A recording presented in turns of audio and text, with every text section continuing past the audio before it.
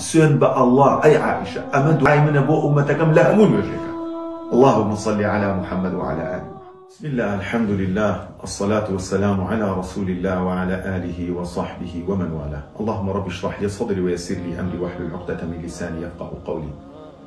خۆشەویستان و ئەزیزان، مژدەیەکی زۆر خۆشم پێیە. ئەویش لە فەرمودەیەکە بەرچاوم کەوت کە پێغەمبەر صلی الله عليه وسلم ڕۆژێک دانیشتو بوو لە ماڵە، زۆر گەشاوە و دڵی خۆش و ڕووی خۆش و ئەوە بوو. دایکە عایشە فەرمووی ئەی پێغەمبەری خوا صلی الله عليه وسلم ادعو الله لي، دوعام بۆ کە لای خوای پەروەردگار لێم خۆش بێ. پێغەمبەر صلی الله عليه وسلم فەرمووی اللهم اغفر لعائشة، خوای لە عائشە خۆش بی، ما تقدم من ذنبها وما تأخر وما أصرت وما أعلنت. فەرمووی خوای لە عائشە خۆش بە لەو تاوانانی کە لە ڕابردووە کردوویەتی و ئەو تاوانانەی کە لە داهاتووە ئەیکا و ئەوانەی کە شاردوویەتەوە و ئەوانەشی کە ئاشکرایە. أفرمي فضحكت عائشة رضي الله عنها حتى سقط رأسها في حجر النبي صلى الله عليه وسلم من الضحك.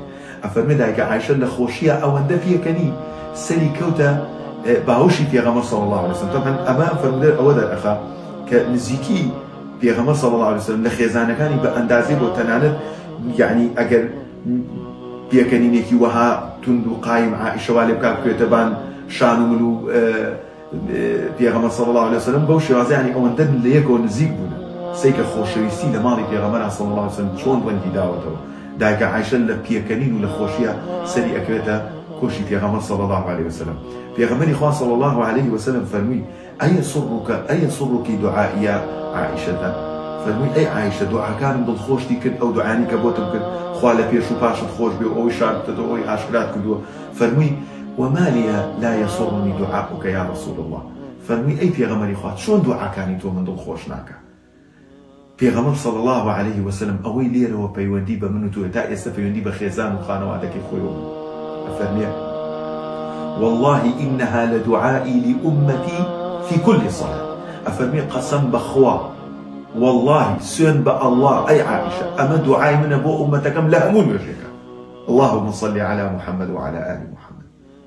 بۆیە خۆشەویستەکەم ئەزیزەکەم، زۆر شتت لە ژیانی دنیات خۆشەوێ، دڵنیابە لە دوای مردنەتی چت بۆ ناکە، دڵنیابە بە کەڵکت ناکە. والله لەو ڕۆژەی کە وەها یەومە لا ينفع مال ولا بنون إلا من أتى الله بقلب سليم إلا أوضڵە کە جێی خۆشەویستی پێغەمبەری تیاگێتەوە صلی الله عليه وسلم. لە خۆتت خۆشتر بوێ، لە ماڵ و ناوت خۆشترت بوێ، لە دایک و باوکت خۆشترت بوێ، لە هەموو خەڵکی خۆشترت بوێ. دەسمایەکە تەنها پێغەمبەر عليه الصلاة والسلام بۆ قیامەت. ئەفەرمێ عایشە گەرە و دوعای تۆ دڵخۆشەکە والله لە هەموو نوێژەکە بۆ ئومەتەکەم دوعاکەم، بەو شێوازەش دوعاکەم.